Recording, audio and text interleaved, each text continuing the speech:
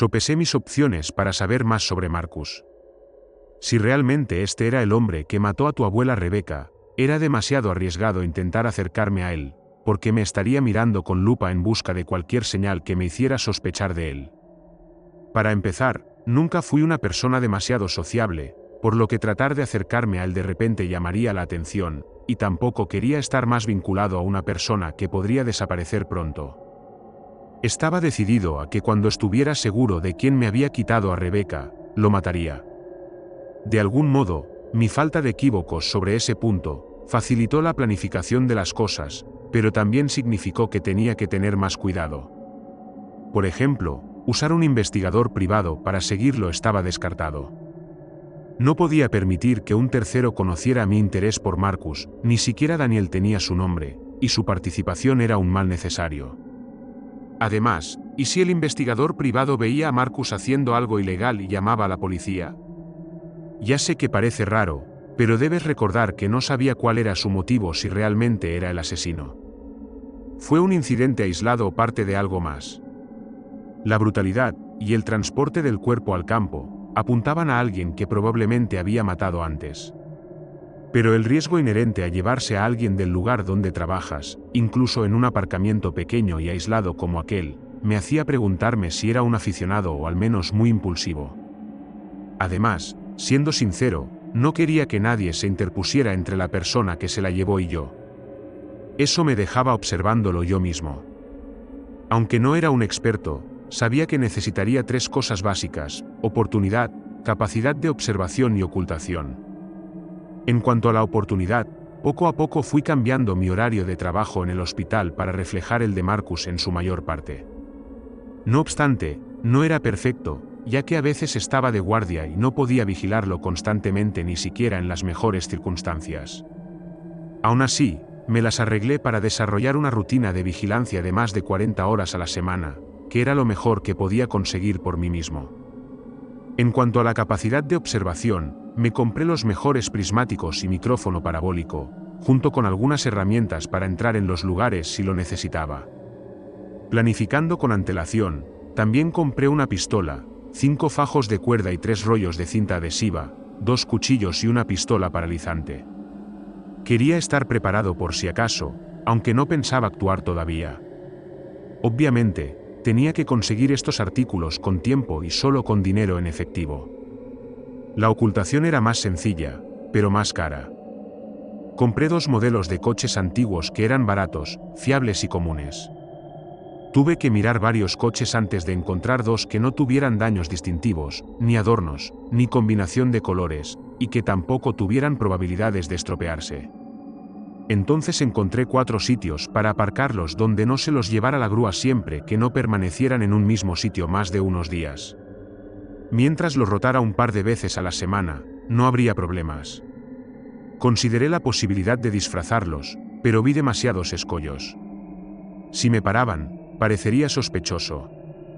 Si Marcus me veía y me reconocía en algún disfraz, lo alertaría de inmediato cuando la coincidencia pudiera explicar que nos cruzáramos de otra manera. También quería estar al día de cualquier asesinato similar que pudiera haber ocurrido, así que necesitaba periódicos. Conseguí una docena de suscripciones en un radio de unos 800 kilómetros a la redonda, y empecé a hojearlos en busca de asesinatos y desapariciones. Para cuando todo estaba listo, habían pasado 2 meses desde que conseguí los resultados del ADN. La primera noche que me instalé en la calle de la casa de Marcus, sentí una emoción mezclada con mi constante tristeza y rabia. Los preparativos de las últimas semanas habían preocupado un poco mis pensamientos, pero no habían hecho nada para aliviar mi pena o enfriar mi ira. Sentado en las sombras de aquella tranquila calle del barrio, me esforzaba por escuchar cada sonido y cada movimiento como un caballo de carreras que espera la caída de la puerta. Solo necesitaba algo que confirmara lo que ese hombre había hecho para poder empezar a destrozarlo. Pero, por supuesto, no ocurrió nada esa primera noche ni las siguientes.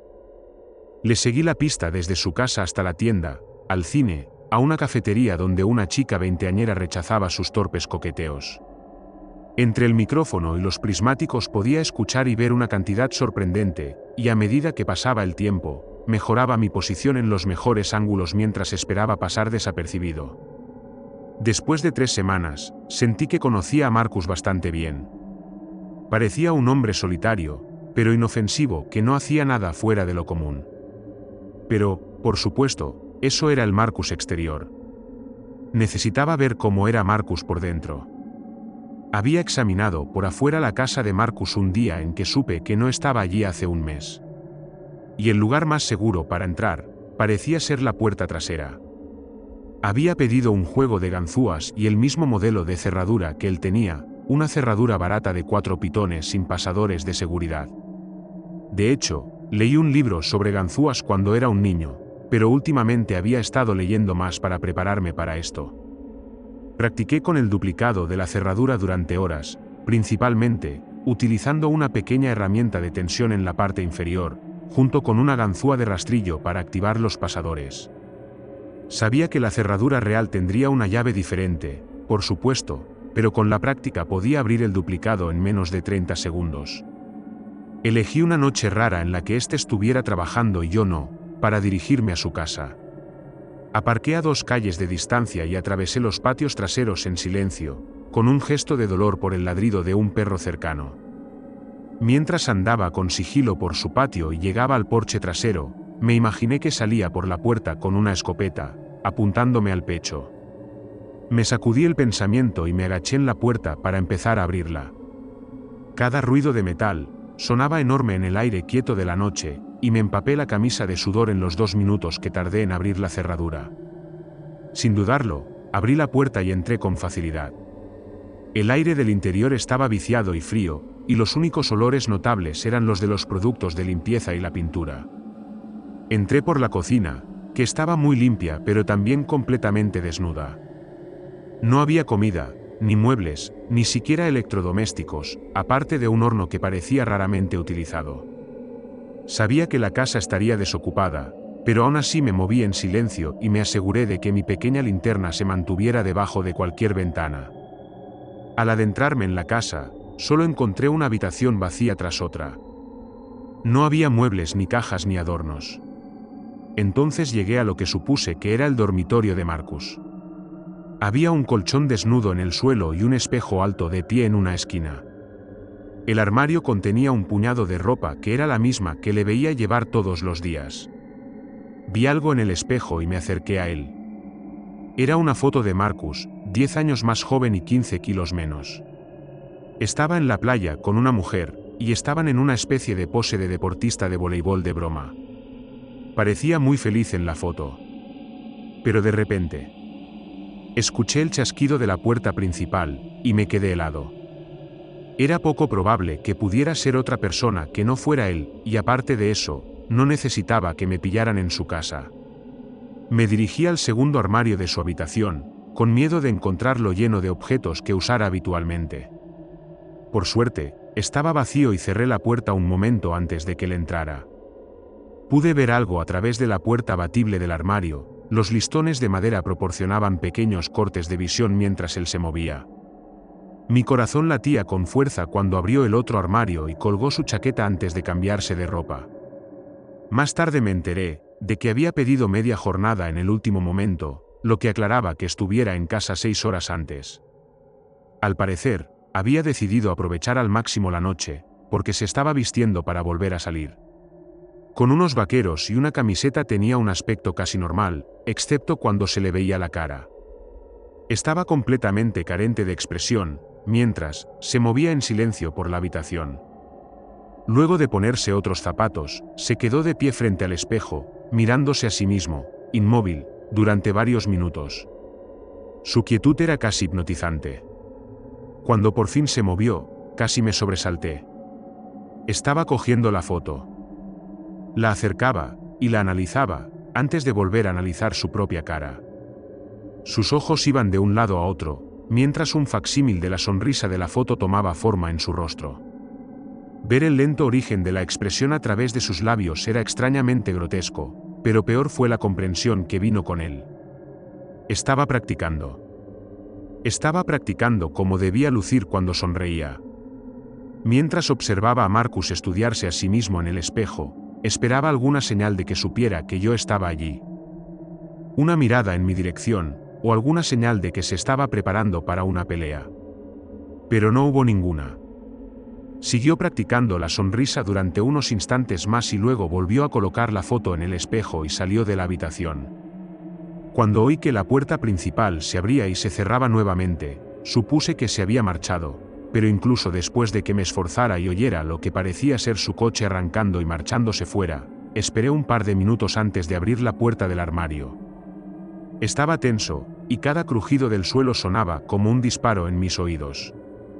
Me acerqué sigilosamente a la puerta trasera, mirando constantemente a mi alrededor en busca de alguna señal de que Marcus hubiera retrocedido silenciosamente para hacerme creer que se había ido. Pero no, parecía haberse ido de verdad. Me asomé por la ventana, salí al porche trasero y atravesé su patio. Cuando volví a mi coche, conduje hasta su calle y el coche de Marcus no estaba. No tenía forma de saber a dónde había ido, pero pensé que eso estaba bien. Aunque todavía no tenía pruebas definitivas de que fuera un asesino, la extrañeza que había observado esa noche hacía que la idea fuera mucho más creíble. Cansado, me fui a casa y traté de dormir un poco con poca suerte. 2 días después se me entregó uno de los periódicos que estaba suscrito. Una chica de 20 años había desaparecido la noche en que yo había estado en casa de Marcus y este se había marchado a lugares desconocidos. Estaba a casi 200 kilómetros de aquí, pero basándome en la cronología de cuando fue vista por última vez, habría tenido mucho tiempo para llegar allí si era él. Incluso sin saber si él era el culpable, me sentí terrible. Responsable. Si lo hubiera hecho mejor, si hubiera sido más inteligente, podría haberlo detenido, o al menos, haberlo rastreado para saber si había ido al pueblo de la chica o no. Así que solo me quedaba seguir observando. Eso, y tratar de averiguar más sobre Marcus de su pasado. Busqué su expediente en la oficina de administración del hospital, y descubrí que antes de venir a nuestra ciudad había estado en un hospital de las afueras de Kansas, durante varios años. No había mucha más información, aparte de su currículo, que no contenía nada fuera de lo normal para un cirujano ortopédico. Aún así, me dio un punto de partida. Llamé al hospital de Kansas, y me puse en contacto con alguien de recursos humanos, diciéndole que estaba en una gran consulta médica de Seattle, que estaba considerando hacer una oferta a un antiguo médico de allí, y que estaba comprobando sus referencias como parte del posible proceso de contratación. La mujer al teléfono fue amable desde el principio, pero me di cuenta de que hubo una breve vacilación y un cambio de tono, cuando mencioné que la persona en cuestión era el Dr. Marcus. Bueno, puedo ponerte en contacto con el jefe de personal si quieres. Era el jefe cuando Marcus estaba aquí, así que puede hablar más sobre el tipo de médico que era. Pero yo, bueno, no debería decir nada. Sus ganas de cotillear eran casi palpables. Lo entiendo, y no intento ponerte en un mal lugar. Pero tampoco quiero equivocarme en la elección del tipo, así que todo lo que me digas será extraoficial. Pero sería de gran ayuda que me dieras cualquier información que tengas sobre él. Hubo un momento de silencio contemplativo y luego continuó. Mira, Marcus era un tipo agradable cuando llegó aquí. Bromeaba mucho, los pacientes le querían, tenía una esposa dulce y encajaba bien. Luego él y su esposa se fueron de vacaciones a Europa un verano, esto fue hace 6 o 7 años ahora, y cuando volvieron él era diferente de alguna manera. ¿Diferente cómo?, pregunté, tratando de mantener la intensa curiosidad fuera de mi voz. Se suponía que yo era un hombre de negocios ligeramente interesado, no un acosador obsesionado. Casi pude oír cómo se encogía de hombros a través del teléfono. No sé cómo describirlo. Seguía siendo amable y bromeaba un poco, pero todo parecía forzado. No era el mismo de antes. A los pocos meses, él y su mujer se habían divorciado y se había mudado. Supongo que ha vuelto a moverse. Oye, su mujer estaba bien. Quiero decir, ¿todo salió bien para ella? Pude notar que volvía a dudar, y me preocupaba haber presionado más de lo que ella daría. Por suerte, el cotilleo que había en ella se impuso y dejó escapar un pequeño suspiro. Sí, supongo que sí, bendita sea. Todavía vive por aquí, así que la veo de vez en cuando. Aunque, no parece feliz. Creo que Alicia lo amaba de verdad, y lo que sea que se interpuso entre ellos, creo que le hizo mucho daño. Podía sentir la rabia creciendo en mi interior, mientras ella hablaba. Sí, perder a alguien que amas así, te destruye.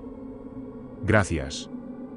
Gracias por la ayuda, me has dado mucho para seguir adelante. ¿No quieres hablar con el jefe? Di una pequeña risa que no sentía. No, creo que ya tengo lo que necesitaba. Gracias de nuevo. Cuando colgué el teléfono, me senté con la cabeza entre las manos durante algún tiempo. Mi dolor y mi ira, cada vez era más difícil contenerlos. Aún así, tenía que estar seguro. Me tomé unos días libres y conduje hasta Kansas para intentar localizar a la exmujer de Marcus. Ya no usaba su nombre de casada, así que la guía telefónica no servía de mucho. Llamé a la Junta Médica de Kansas y conseguí una dirección postal residencial que nunca había cambiado. Lo cual me llevó a una bonita casa de ladrillo en un pequeño barrio suburbano bastante cerca del antiguo hospital de Marcus.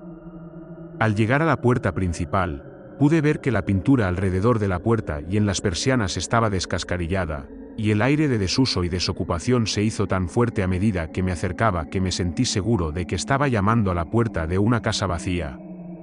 Pero solo unos segundos después de llamar, una mujer de unos 40 años abrió la puerta.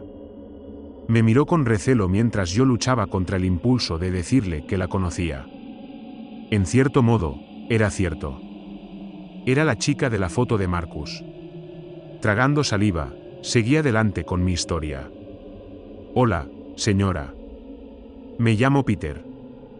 Esperaba poder hacerle algunas preguntas sobre su antiguo marido. Intenté sonreír y parecer no amenazante, pero pude ver cómo hacía el cálculo mental de la probabilidad de que yo fuera un ladrón o un violador. Después de estudiarme un poco más, asintió y se hizo a un lado. Entra, supongo. ¿Está Marcus en algún tipo de problema? Entramos en un vestíbulo abarrotado de pilas de libros y revistas, y mientras hablábamos me condujo por un camino hasta una sala de estar que estaba aún más llena de hileras de libros. Señalé a mi alrededor. Tienes una gran colección. Había retirado una pila de periódicos de un sofá de aspecto desgastado y me indicó que me sentara. Se encogió de hombros, con aspecto desconsolado. Creo que pasé de ser una coleccionista a una acaparadora hace unos 2 años. Necesito limpiar todos estos trastos. Parecía agotada y pequeña en su albornoz azul pálido mientras se sentaba en un viejo sillón reclinable. Sus ojos tristes miraron pensativamente a la distancia por un momento antes de volver a mí. Entonces, ¿está en problemas? Sonreí. No lo sé todavía, sinceramente. Solo lo estoy investigando para una parte interesada, y tengo entendido que ustedes dos estuvieron juntos durante años. Una breve mirada de dolor cruzó su rostro. Sí, lo estuvimos. Novios de la infancia, si puedes creerlo. Pensé que siempre estaríamos juntos. Me incliné hacia adelante. Si no crees que es demasiado personal, puedes decirme que cambió. Se hurgó nerviosamente la piel seca del labio. De repente parecía muy insegura. Sí, lo hizo. Cambió de repente. ¿Sabes por qué? Ella asintió, sus ojos se centraron en mí mientras la ira iluminaba los bordes de su cara. Sé exactamente cuándo. Acabábamos de volver de un viaje a Europa. Algo que queríamos hacer desde el instituto. Y lo pasamos muy bien. Habíamos aterrizado en Atlanta y estábamos esperando nuestro vuelo de conexión a Tepique. Fue entonces cuando se enfermó. ¿Se enfermó? Ella negó con la cabeza. No lo sé. Había ido al baño cerca de la terminal, y cuando volvió dijo que no se sentía bien. Le dolían mucho la cabeza y el cuello. Tenía náuseas. Cuando aterrizamos en Kansas dijo que se le había pasado. Pero... suspiró. Esto no tiene sentido. De todas formas no vas a creer nada de lo que te voy a contar. Hice una ligera mueca. Te creeré. Por favor. No puedo entrar en detalles, pero esto es realmente importante, y escucharé todo lo que me digas con la mente abierta. Me miró durante unos instantes, de nuevo sopesando. Finalmente asintió y continuó. A partir de entonces estaba diferente. Al principio pensé que seguía enfermo o que tenía jet lag. Luego pensé que estaba estresado o que tenía una crisis de la mediana edad. Pero en realidad todo eso eran excusas. Porque lo estuve pensando desde la noche que llegamos a casa desde el aeropuerto. Pensando que ya no era Marcus. Ella levantó una mano. Ya sé que suena raro. Créeme. Pero yo conocía realmente a ese hombre. Lo conocía y lo amaba desde que tenía 10 años. Fue como si lo que pasó entre nosotros al aterrizar en Atlanta y al despegar, se lo tragara. Todavía sonaba como Marcus, y veía que trataba de actuar como él. Pero de algún modo estaba mal. Falso. Parecía que alguien que sabía mucho sobre Marcus estaba intentando hacerse pasar por él. Soltó una carcajada. Juro por Dios que hasta olía diferente. Se lo conté a mi madre y me puso en contacto con un terapeuta enseguida. No sabía qué hacer con todo esto. Lo que decía era increíble, en el sentido literal de la palabra, pero me encontré creyéndola. Aunque estuviera equivocada, no creía que me estuviera mintiendo. Entonces, ¿qué estás diciendo? ¿Crees que es otra persona? ¿Qué significa eso? No lo sé. Créeme, me he pasado años haciéndome preguntas, y todavía no sé la respuesta. Pero algo cambió, y no de la manera normal en que la gente cambia. No estaba bien. A veces lo veía cuando no sabía que yo estaba cerca, y estaba completamente diferente. Su cara estaba floja, sus ojos estaban muertos. Parecía una especie de muñeco terrible. Pensé en mi noche en el armario, y reprimí un escalofrío. ¿Alguna vez fue violento o abusivo contigo? Ella negó con la cabeza. No, nunca. Jamás me dijo una palabra dura. Realmente tenía menos temperamento que antes. Se frotó los ojos un momento antes de continuar. Pero no importaba. Intenté hablar con él al principio, también intenté ver si podía apoyarle, pero cuando finalmente acepté que ya no era el mismo, me encontré cada vez más retraída. Cada vez le tenía más miedo. ¿Qué te hizo tener miedo de él? Se levantó y se metió las manos en los bolsillos de la bata mientras empezaba a pasearse por las zonas abiertas de la habitación. ¿Estuviste alguna vez en un acuario con tiburones? Asentí con la cabeza. Sabes que pasan al lado tuyo, contemplándote tranquilamente, pero realmente, sabes que detrás de ese ojo negro no están tranquilos. No están listos para comer todavía y saben que hay un vidrio en el camino. Así es como llegué a sentirme cuando Marcus estaba aquí. Se deslizaba a mi alrededor en silencio por las mañanas y por las noches, sus ojos me veían y no me veían al mismo tiempo. Y siempre estaba tranquilo, siempre con su falsa sonrisa de tiburón. Y tal vez me lo estaba imaginando, pero sentí que el hambre que tenía estaba en constante crecimiento. Y el cristal que lo retenía era cada vez más delgado. Me di cuenta de que había estado conteniendo la respiración y la solté. Así que te divorciaste de él. Ella esbozó una pequeña y triste sonrisa, mientras se sentaba de nuevo. Sí, fue muy fácil. Le dije que quería el divorcio, me dijo que le parecía bien y se mudó el mismo día. Aparte de firmar papeles en el despacho de un abogado, no volví a verle. De acuerdo. ¿Pero por qué te quedaste aquí? Quedarte en la misma casa. ¿No te preocupaba que pudiera volver? Su sonrisa creció levemente. Bueno, esa es la cuestión, por un lado, sí, tengo miedo de ver a Marcus aparecer de nuevo un día. En cambio, ¿y si fuera el verdadero Marcus el que volviera? ¿Y si me hubiera mudado, cambiado mi nombre, asegurándome de que no pudiera encontrarme, y luego fuera el verdadero Marcus, de alguna manera regresara tan aleatoriamente como se lo llevaron, y viniera a buscarme? ¿Y si no podía encontrarme? Su voz se hizo más gruesa al final, y estiré la mano para agarrar su hombro. No tenía ninguna palabra de consuelo o sabiduría para ella, y estar cerca de su dolor solo me recordaba el mío. Miré a la chica que antes había sido Alicia Marcus. Y me hizo odiar a Marcus más, al ver lo que le había hecho. No tengo ninguna respuesta fácil para ti, Alicia. Solo, no creo que Marcus, tu Marcus, vaya a volver.